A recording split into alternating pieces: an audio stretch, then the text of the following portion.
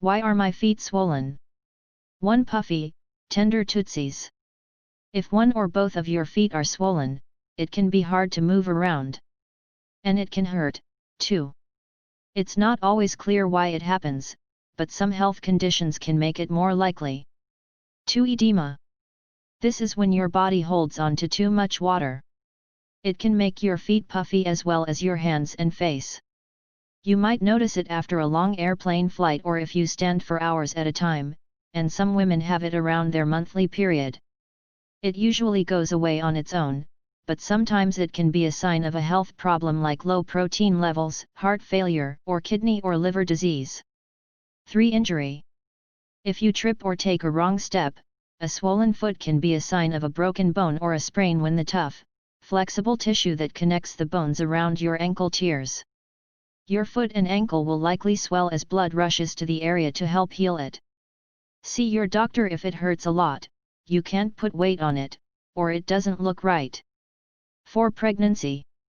Feet can swell as a natural part of pregnancy because a woman's body holds on to more water when she's expecting. It can be worse at the end of the day or after standing for a long time. It's not usually a sign of a problem for mother or baby, but it can be uncomfortable. 5. Preeclampsia. While many moms-to-be have swollen feet, if the swelling comes along with a headache, nausea, trouble breathing, or belly pain, it could be a sign of this condition. Preeclampsia doesn't start until at least 20 weeks into a pregnancy and is linked to high blood pressure. It can damage your liver or kidneys and can be serious if it's not treated. Be sure to tell your doctor if you've had any of these symptoms. 6. Lymphedemia. This is when one or more of your lymph nodes, small glands that are part of your immune system, are damaged or removed, as often happens during cancer treatment. As a result, your body gets rid of less fluid, and that can lead to swelling in your arms, legs, and feet. It can also result from damage to lymphatic vessels or other abnormalities in the lymphatic system. One treatment for this is called pneumatic compression. You wear a sleeve over the affected areas, and air is pumped into it every so often to put pressure there and help move fluid away.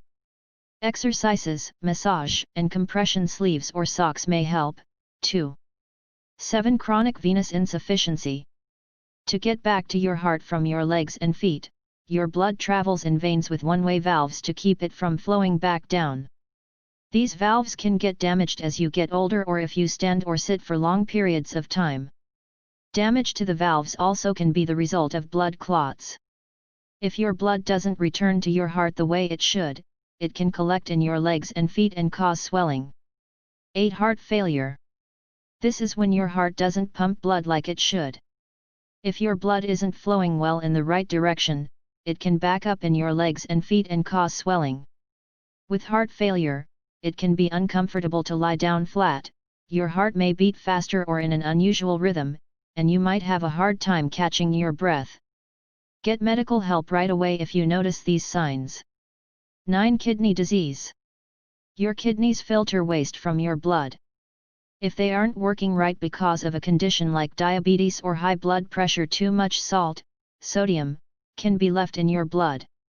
That makes your body hold on to more water than it should. Gravity pulls the water down, and your feet and ankles can swell. 10. Liver disease. If you have hepatitis, inflammation in your liver, or you drink heavily, your liver has to fix itself over and over. That can cause scar tissue to replace healthy tissue, and your liver can stop working like it should. If that happens, too much fluid can pool in your belly, legs, and feet, making them swell. 11. What you can do. RICE. This stands for rest, ice, compression, and elevation. It's most useful for sprains and broken bones, but it can help if your feet are swollen for other reasons, too. If you rest and put your feet up, elevate them, fluid will flow away from your feet. Ice makes blood vessels narrower, limiting blood flow and helps with pain.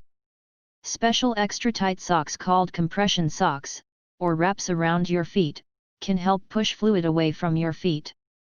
12. What you can do. Move around. If you walk around every hour or so, it makes it harder for fluid to pool in any one place and keeps your blood moving through your body. Anything that moves your knees and flexes your ankles can help. 13. What you can do: medicine. Some drugs used to treat high blood pressure, diabetes, and inflammation can make your body hold on to too much water, and that can make your feet swell.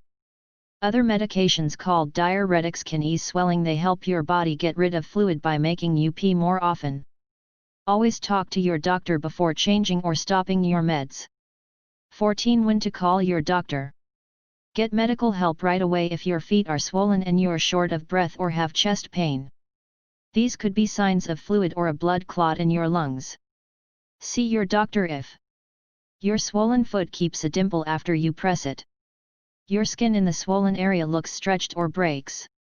You have pain and swelling that doesn't go away.